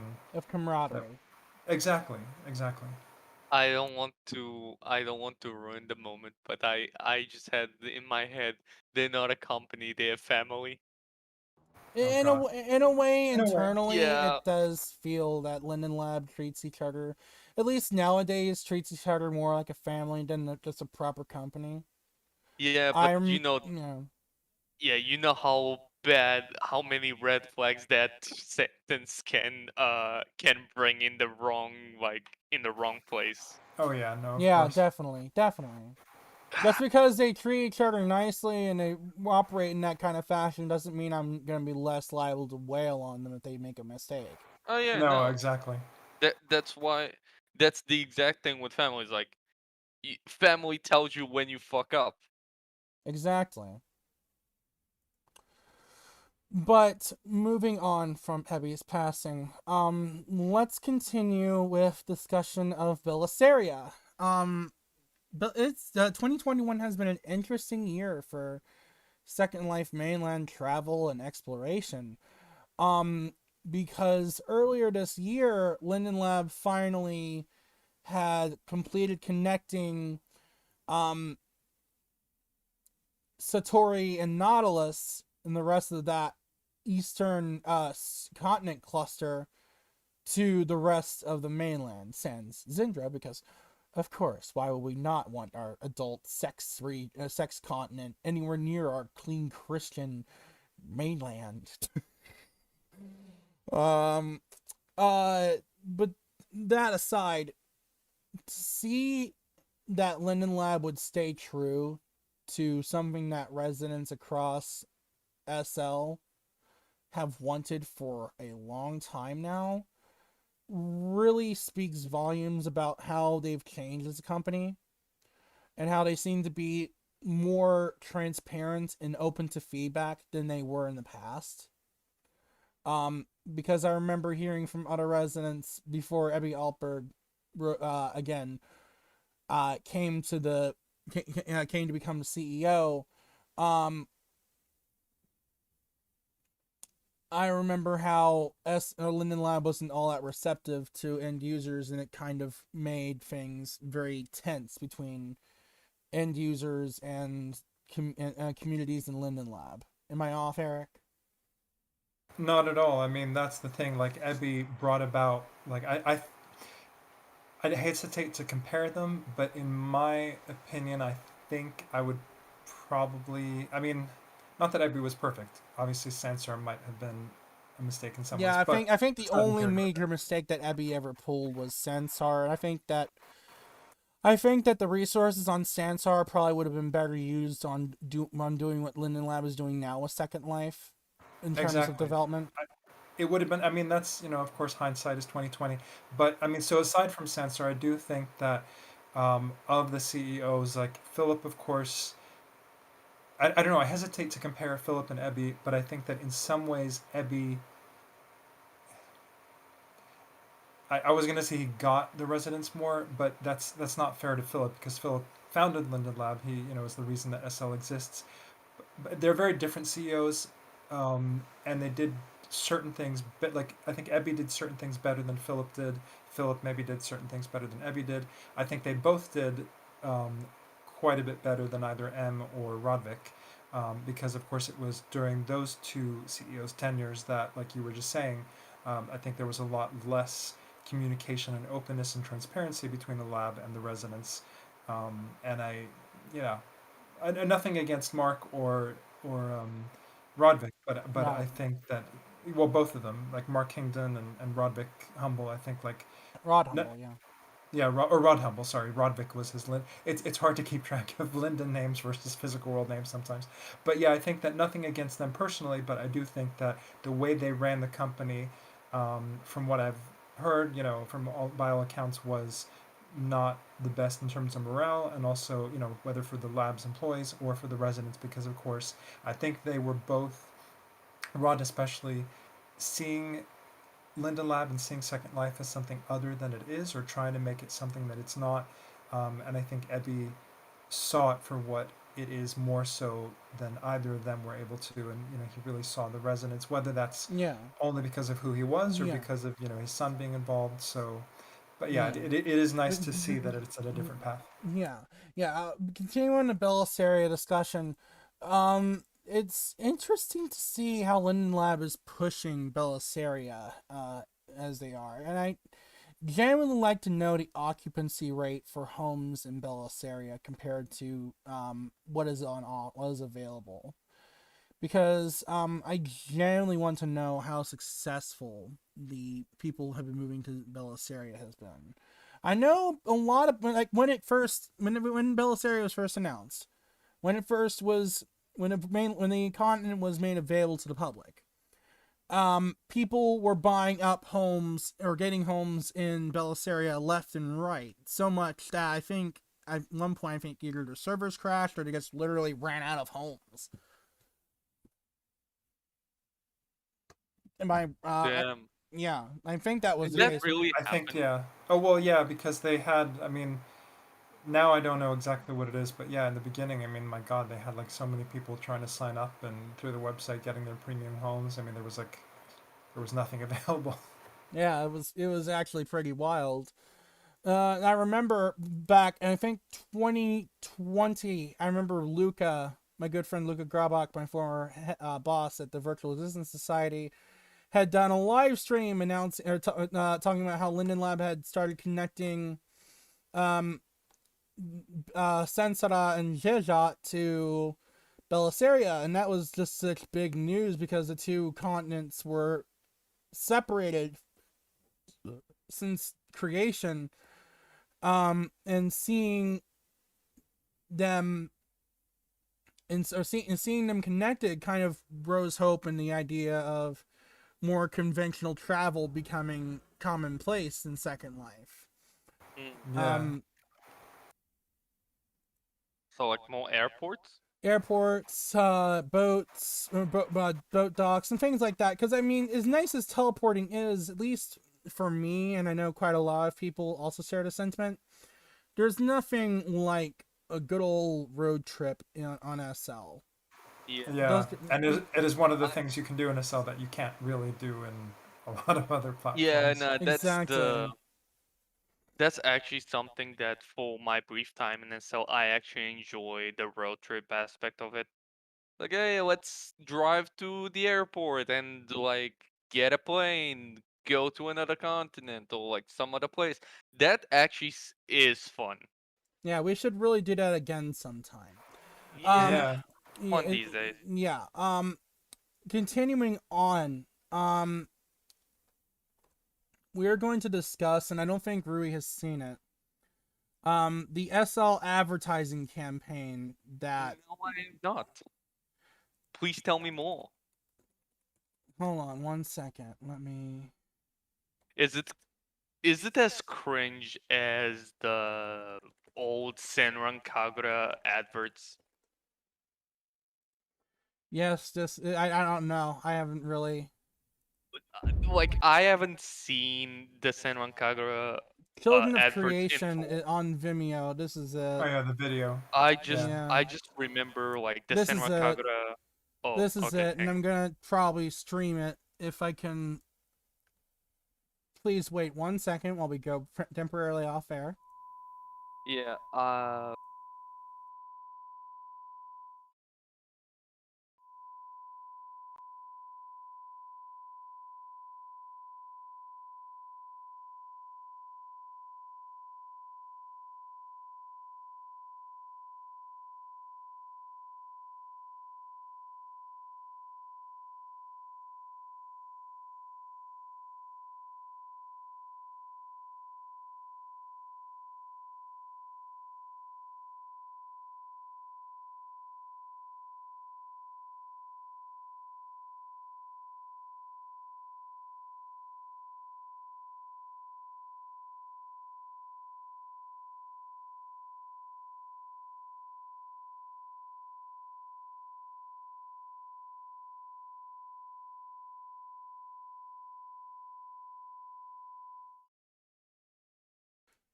Okay, we're back. Let's go ahead. I'm hopefully gonna be able to cut that out when we edit this for YouTube and elsewhere. Yeah. Let's go ahead and play it. If you're traveling beyond this life, where the weight of tradition cannot follow,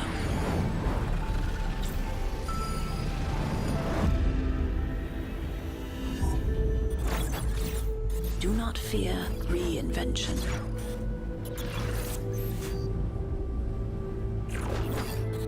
The design is your liberation. Between the planes where our dreams are built, where the mind reigns and the light bends, and the children of creation dance in time. If you're traveling beyond this life, you are not alone. We are waiting.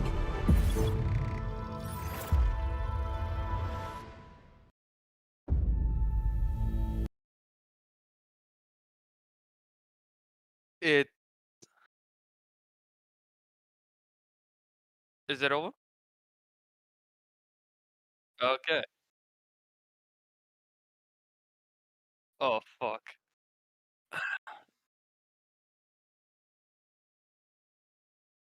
Eternally scuffed.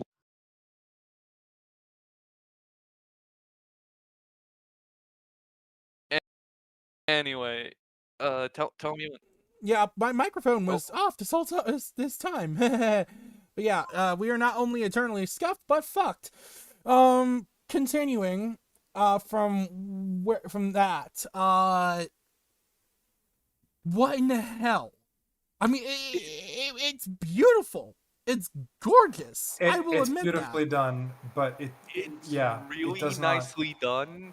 And if I had no idea what fucking Second Life was, I thought it was like either a movie or because it has like big budget production value. Yeah. Yes, But it But doesn't represent SL. it does it not at all. No, literally tells you nothing. I It's mean literally you can conclude some things from it, but yeah, the thing yeah. is that this would probably go past you. The problem with advertisements like this is that yes, they're flashy, they're very pretty, and I will admit I applaud the work of the people who worked on there because it was actually very well done. Oh, it But is. in terms of on paper, it doesn't, and in execution as well, it doesn't really do anything to help promote Second Life in terms of It doesn't tell you what Second Life is. exactly. Like it doesn't show you. SL does have a reputation. That much is true. I'm not Yeah. denying that. But the thing is that there are people who probably don't know about it and are wondering what the hell is this. And I It's think that's like, what Brett Linden, who I've always been a fan of, is one of my favorite Lindens. He's always been a very candid, decent guy to talk to and communicate with. But I just feel that this was a mistake on behalf of marketing. It doesn't really explain what Second Life is. It doesn't really try and show what you can do. It doesn't really do anything like that, which is a problem, which is the whole point of advertisements. Like you see advertisements for Glade, you see advertisements for Lay's potato chips. You see advertisements for keeping this in the industry for video games. You at least kind of understand the advertisements. At least kind of give you an idea of what you're getting into if you try and pursue this. Yeah. The Second Life advertisement doesn't do any of that. It alludes to it, but illusion can only take you so far. You know what this reminds me of? And I'm like, some people are going to be getting a mixture of reactions, but this reminds me of that PlayStation 3 ad with the baby. Do you guys remember that one? yeah, I that don't. one. I don't think I Yeah. saw this. It was from years ago, back during the peak years of the PS3. Yeah. Yes, Back when I that couldn't would be. afford one. I saw that advert and I was like, okay, I know it's a console, but what the hell? What's going on?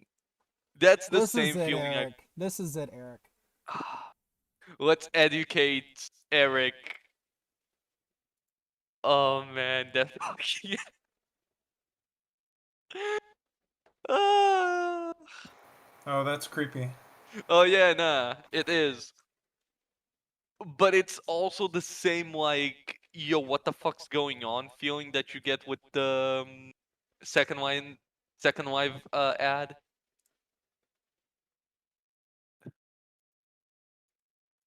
Yeah. Alternatively, you could just say That like, that is intensely creepy, and I have no idea who greenlit that commercial. Ex- Yeah. And by creepy, of course, for anyone watching, I'm the PS3 commercial with the baby, not the Children of Creation, which is gorgeous and not creepy, just not representative of Cell. But the PS3 commercial yeah, that Louis just shared with me is very, very creepy and very odd. I Yeah. think at least the Children of Creation ad from Linden Lab, it's pleasing to look at. it's pleasing to look at. Other, not The music is amazing. The effects are very well done. It doesn't have nightmare fuel. Yeah. I mean, there's But Yeah. but I think the thing it doesn't like I know that there are versions, like I think this might have been the director's cut. I know that there are versions of the commercial that they have shown where it's intercut with footage from SL itself. Like people, I haven't actually seen that, unfortunately. I don't. I- It's basically I think avatars that kind of resemble the characters in that ad that you shared. Yeah. Avatars that are meant to look a little bit like those, and I think that does a slightly better job. But honestly, like Rui said, the ad for people who aren't familiar with the Second Life or don't really know what it is, watching this ad would either be like he said, like a movie, or if I didn't know SL and I were watching this, I'd be like, oh, this is probably some like World of Warcraft like epic MMO, you know, video Yeah. game Yeah, thing Yeah, where nah. you can like which go is- and like become a wizard or which is whatever Yeah. fairy. which is close, but no cigar. If you Yeah. catch Now, my now drift. that you mention like the whole Warcraft comparison, now I'm like, I I do I actually remember, remember seeing- I remember people like. Sorry to interrupt, but Yeah, go ahead. it does. I do remember that being alluded to back in the day, with Second Life and World of Warcraft being kind of compared to one another, even though they were entirely two different beasts. Two They're different, very, very different, but this ad literally makes it worlds apart. seem too similar. Yeah, it kind of reminds me of like old League of Legends adverts when A they little just bit, showed yeah. the fucking cinematic and it's like, oh, what is this? This like World of Warcraft, and I just pull them to a dark room and I'm like, ha ha ha, no, this is hell. And that's the thing. It's that exactly. Like it's relying on the cinematic that some of Yeah, these game exactly. companies do, and a cinematic that doesn't even really represent SL. I mean, Nope. I worry that I don't know where they've shown this so far, but I worry that this kind of ad, especially when it doesn't have in-world footage as well, intercut with it, it creates a completely false expectation that people are going to come in at SL and be like, okay, how do I become these characters or these like this blue fairy or these How other do I become a level 90 wizard? Exactly. People are going to come into this thinking, oh, this is some video game where I can be like these fantastic characters that I saw in this ad. Okay, now what do I do here? I mean, granted, it's a tough thing to advertise Second Life because it is so Yeah. many things. Yeah, and it But also has the onboarding issue, which I've yet to mention, but yeah. is very much a Also, problem. when was to add on to this when like was this just like an ad campaign on the internet, or did this actually have like ad time Airtime? on TV? Yeah, airtime. I think I've heard it did have airtime, but I don't Oh don't have any no. information. I don't know exactly where. Oh, I'm scared now. Because from what I've heard, airtime ads are not cheap. So I'm thinking to myself, oh god, this is gonna become a fucking logistical nightmare. Hmm. My miser financial brain cannot handle the mishandling of funds on the table right now. I'm just like, oh no, so much money went into this. Oh no, it failed. So much money went into it, and yeah, like Nothing. like Nodoka said, it's gorgeous, but I It don't know. didn't. It didn't get results, as far as I'm aware. Hell, if anything, the fucking pandemic was a better ad campaign for Second Life than the ad campaign for Yeah, Second I Life. was actually God. gonna mention that. It does feel that to be kind of the way. But since I'm having issues accessing grid survey, I'm gonna be let's move on to the second to last topic. Yeah. Second year of COVID influence. It has been interesting to see how COVID-19 and the pandemic has had an impact on Second Life both socially and economically. Like I mentioned back in our East River and Dire Straits section, we discussed how during the pandemic, people's income has decreased dramatically, and that or their free time has increased dramatically, and it has gotten to a point where I have a lot of people who have been who are either new to Second Life or haven't been in Second Life for a long time, are starting to come back because they are wanting to revisit and now have a lot more free time, or they want to see if it's a good alternative to supplant their real life activities that they used to enjoy now that virtual worlds are now that the pandemic has kind of sealed off the capability, or pretty much has limited access to things like public places and public interactions. And I have actually just now gotten access to Grid Survey. It's for some reason sometimes it can be very slow. But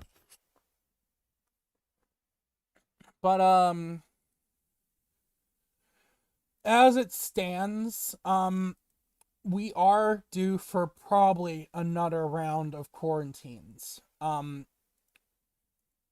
Because of how, and I know Ryan Schultz has talked about this, just as he finally starts to go back to work, no less.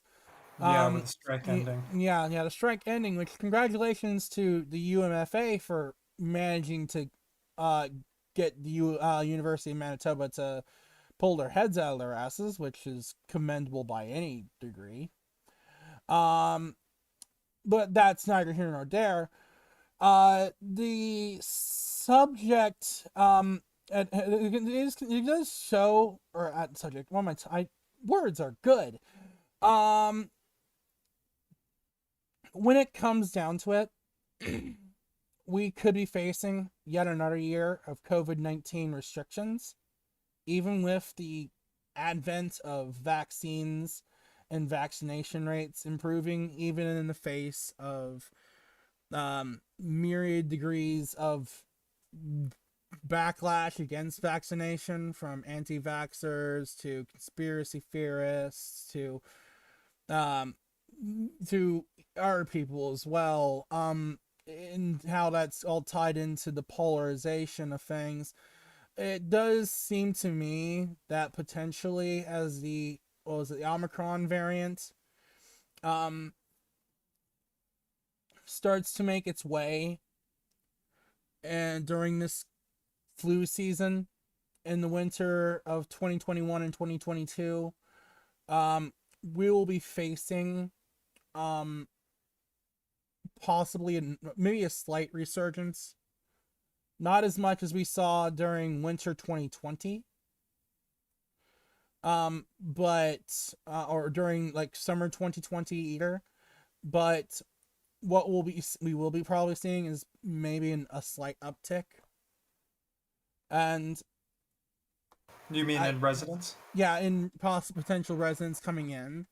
And I'm genuinely hoping that now that I believe, hasn't Linden Lab made improvements to their orientation in some degree recently? They changed it. I don't know if it's like I don't know if it's having the effect that they wanted, but they have changed the onboarding a little bit, and Yeah. they've created a new guidebook, like a welcome guide, Oh, they when you did. join. Yeah. Okay. Yeah, well, hopefully things this time around will be better and retention Like is the better. guide wasn't that bad when I joined in Second Life because it's the like, hey, here's what the key bindings do, and they teach you a fair bit. When did you join again? Let me look at your profile. A few months ago You in may have actually October. used the new guidebook. Yeah, you may Oh, have actually okay. used the new onboarding. I Okay. think. Like you start as in a garden and it's Yeah, like, like the new orientation island. yeah. With like a eagle, there's like a stock avatar. It tells you how to like, I believe it tells you how to select things to put it on yourself. I don't remember. It's been a while. I think I started Second Life in like August? Maybe no, not August. Maybe September. I don't know. You What started is you started in August. I just looked at your profile. Oh, okay.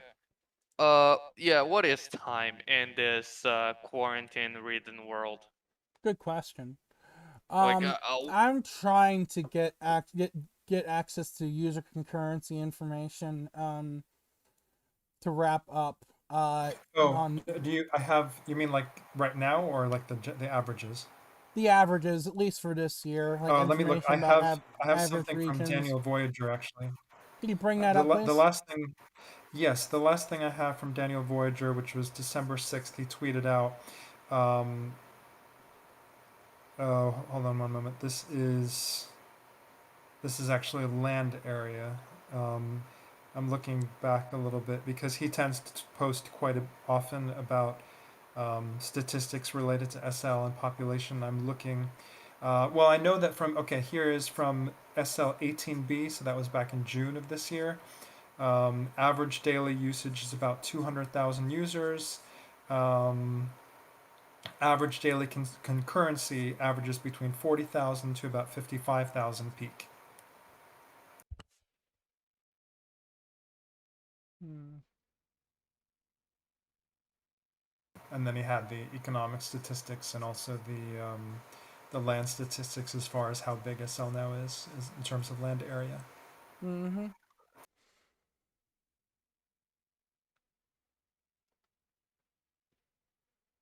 I mean, I know for the population, like it did seem like quite a few people were maybe not trying SL, completely new users. More so, it seemed like there were people who had been in SL previously, hadn't been for years, and then were coming back to Second Life during the pandemic because they needed something to do and they looked and realized, oh, hey, Second Life is still around. A lot of them probably thought it was gone, and then because they realized it was still here, they either created new accounts or came back to their old ones. Um, at least that's what I've gathered from talking to some people who actually had that experience where they came back to SL having previously been residents here many years ago. Mm-hmm. But yeah, essentially since I can't get access to that information because of technical difficulties, I think I swear on my life that um grid survey has always been this slow. Like, it just takes a fortnight to try and get information about um region or like about anything, because it just takes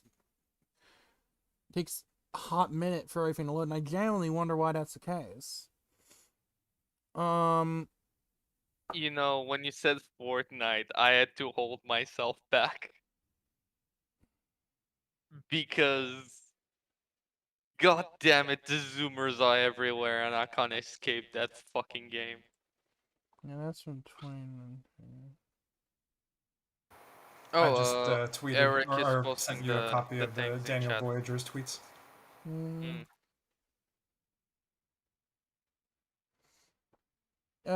With Okay. GDP equal to the Okay, so US according to Daniel Voyager, um Second Life has been growing positively during 2021. Over 1,000 private estates have been added. Over 300 Linden-owned regions have been added. And the total area of Second Life is now around 1,786.64 kilometers. That's actually impressive. Continuing on with the information from SL18B, since I'm having a hard time getting information from the grid survey. According again from Daniel Voyager on Twitter, Second Life general statistics that were announced at SL18B is that the total number of registered accounts is at 70 million, with the average daily usage of 200,000 users across 200 countries, which is genuinely impressive. Though, again, this is not to be confused for average user concurrency, which is how many users are on at a single time, which I believe still anchors around the 40,000 mark. Still pretty good. Yeah, definitely good. Definitely good. GDP is equivalent to 600 million US dollars.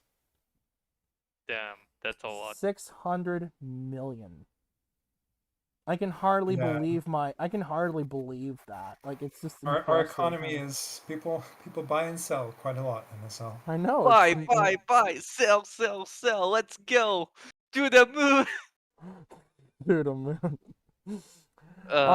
The creator cash outs, over 80 million US dollars in Linden dollars have been cashed out to creators since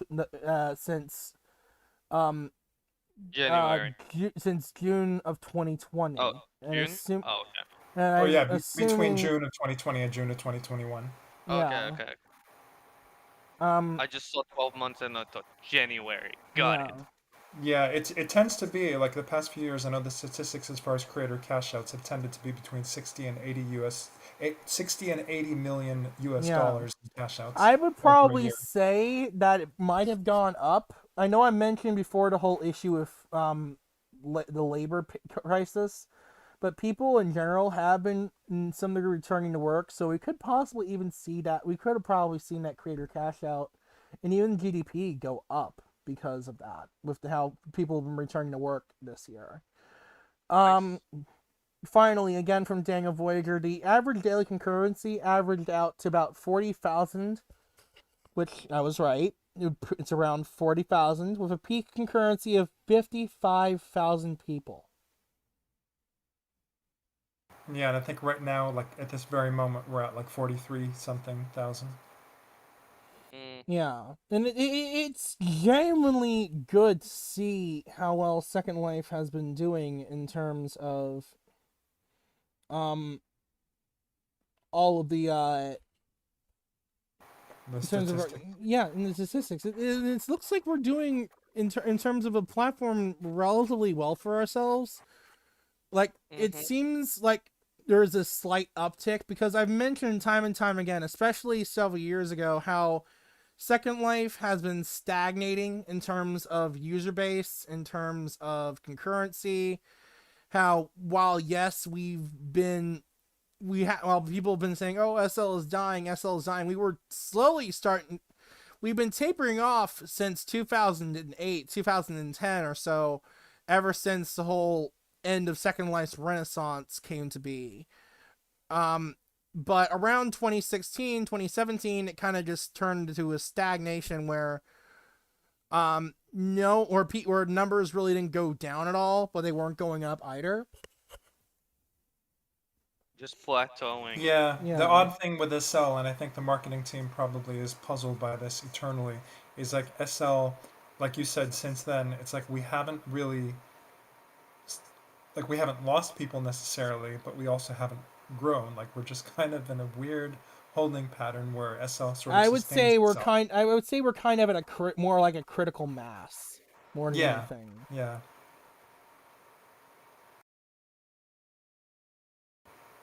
But SL survives despite constant articles that talk about the metaverse and either don't mention SL at all or always mention it in the I would like to at least say that. Yeah. You did I would say like that. to spend 10 minutes to just discuss some They just freely discuss things. Oh yeah, by all means. I'm reminded of, with the whole discussion about articles existing, I'm reminded of this article that went around in my circles about people getting married in a business-oriented virtual world platform. Yes. Was Uh, this Metaverse? It was. Let me try and pull it up. God, I've got so much porn in my feed. Yo, let's go! God, I'm not showing that on YouTube. Let's see. Where is Well, it going at? by Maybe just look it YouTube's up like on. going by YouTube's metrics, how your dress could be triggering the bots right about now. Who knows? Ugh. Oh yeah, the fucking Metaverse wedding. Ah, yes, this is it. Let's shit on Metaverse some more. The ride never stops. Oh, fuck off, New York Mark Times. Zuckerberg, we coming for you. Ugh. I can't wait for like There the we go. Metaverse. I'm just gonna read out part of this in audio, or Okay, go. because I don't want fucking New York Times getting in a tizzy. Oh, yes. Tracy and Dave Gagnon met in the cloud, so it only made sense that their wedding took place in it. On Labor Day weekend, the couple, or rather their digital avatars, held a ceremony staged by Vervela, a company that builds virtual environments for work, learning, and events. Miss Gagnon's avatar was walked down the aisle by the avatar of her close friend. Mr. Gagnon avatar watched as his buddy's avatar ambled up to the stage and delivered a toast. And 7-year-old twin avatars, the ring bearer and flower girl, danced at the reception. How the immersive virtual world known as the Metaverse, which few of us understand, will change the traditional wedding is at the moment anyone's guess. But the possibilities of having an event unfettered by the bounds of reality are interesting enough to consider. Because of the COVID-19 pandemic, technology is already being incorporated into ceremonies more than ever. Zoom weddings have taken place, and some in-person ceremonies now feature a live stream component for guests who cannot be there. Last year, a couple whose wedding was canceled because of the pandemic staged a non-legal ceremony within Animal Crossing, a popular video game. Oh, nice. Like a ceremony within a video game, though, it is important to note that any weddings that occur solely in the universe are not currently not legally recognized. I know they say not legal, but technically it's not illegal. It's just not that the government doesn't recognize it.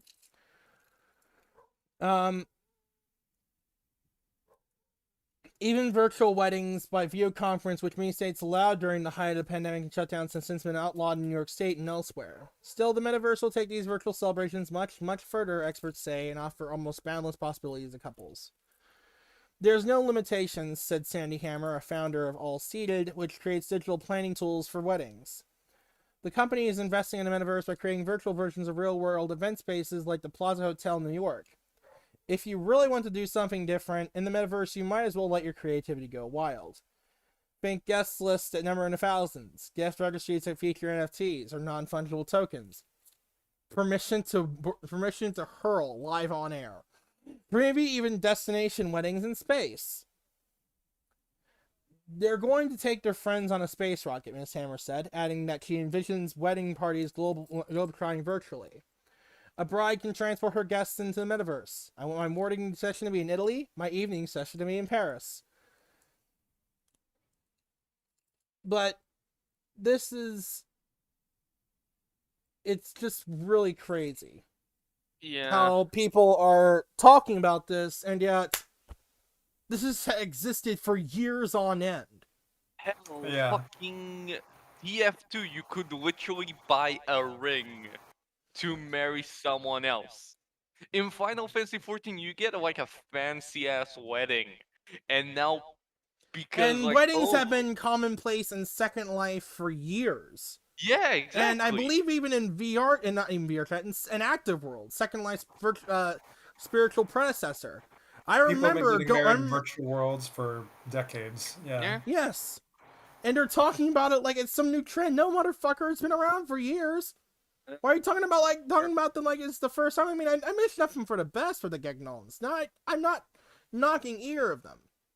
I'm just saying that everyone's like the media is talking about this like it's the newest thing since sliced bread, when Yeah, it's not.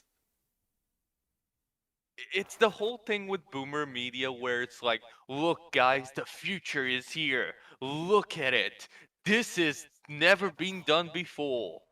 Well, I When think in that's what, actuality it's been, a commonplace thing.